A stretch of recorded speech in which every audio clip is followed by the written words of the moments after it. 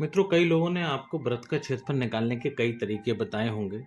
बहुत से लोगों ने बताया होगा कि आप वृत्त को जो आपके सामने वृत्त दिया हुआ है, इस वृत्त के हिस्से कर लीजिए और उसको फैला दीजिए तो आयताकार शेप में फैल जाएंगे और उसके बाद आयत का क्षेत्रफल निकाल के वृत्त का क्षेत्रफल हम फाइंड आउट कर लेते हैं।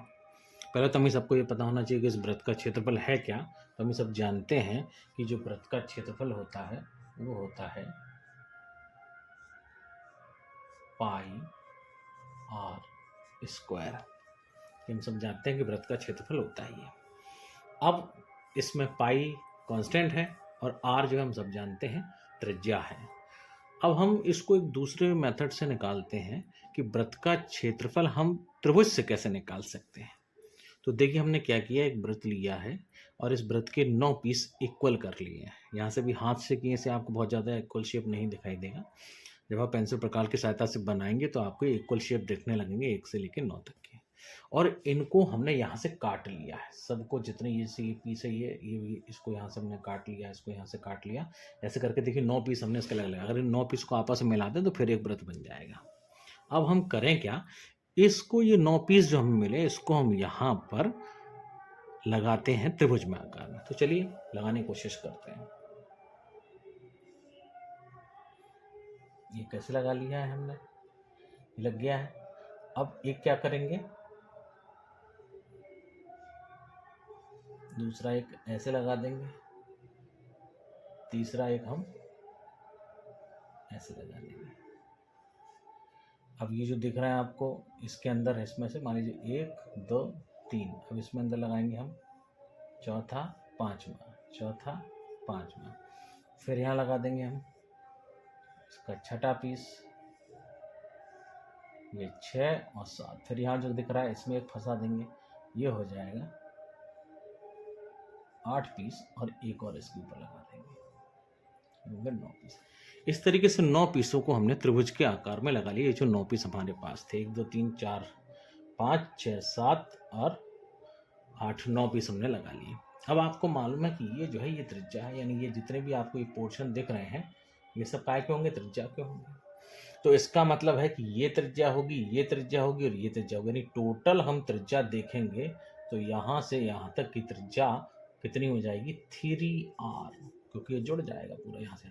इस त्रिभुज की लंबाई कितनी होगी, यहाँ से यहाँ तक देखेंगे अगर यहाँ से लेकर यहाँ तक तो वो 3r निकल के आएगी। अच्छा ये क्या है, ये वाले इसके ये सर्कमफ्रेंस यानी कि परिधि की चीज़ है। परिधि कितनी होती है हम सब जानते हैं, परिधि 2πr, ये वृत्त की परिधि होती है। अब देखिए हमने इस वृत्त की परिधि में यहाँ कितने पीस होंगे, 9 पीस होंगे। 9 में से हमने 3 यहाँ लगा दी हैं। इसका मतलब है हमने यहाँ क्या लगाया है, परिधि का तिहाई लगाया है। यानी देखिए 1 2 3 ही तो लगे हैं यहाँ पर, यानी इनमें से 3 लगाया है, वो है 9, तो परिधि का तिहाई हमने यहाँ लगाया है। तो ये इस वाले हिस्से की अगर हम लंबाई की बात करेंगे तो कितनी हो जाएगी, ये परिधि का बटे 3, ये हो जाएगा।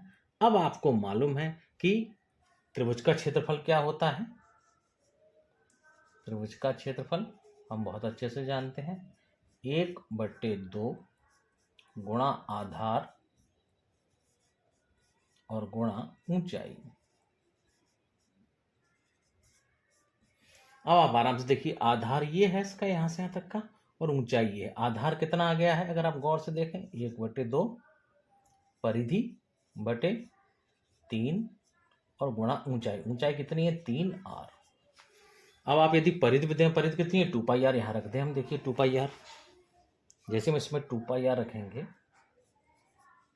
तो ये 2πr बटे 3 इंटू 3r, ये 3 से 3 कट जाएगा, 2 से 2। देखिए ऊपर क्या बचा, πr गुणा r, यानी πr स्क्वायर। तो हम ये कह सकते हैं कि त्रिभुज के क्षेत्रफल से भी हम वृत्त का क्षेत्रफल आराम से निकाल सकते हैं। तो यहाँ पे चूंकि त्रिभुज का क्षेत्रफल निकल के आया, इस त्रिभुज में यही पीसेस लगे हुए हैं किसके, जो वृत्त का निर्माण करते हैं। तो एक तरीके से वृत्त का क्षेत्रफल ही यहाँ त्रिभुज के क्षेत्रफल के बराबर हो गया। तो हम कह सकते हैं कि वृत्त का क्षेत्रफल जब भी निकालना हो तो त्रिभुज से भी आप निकाल सकते हैं, और वो कितना निकल के आएगा, πr स्क्वायर। यदि पसंद आया तो वीडियो को लाइक और सब्सक्राइब जरूर करिएगा। Thank you.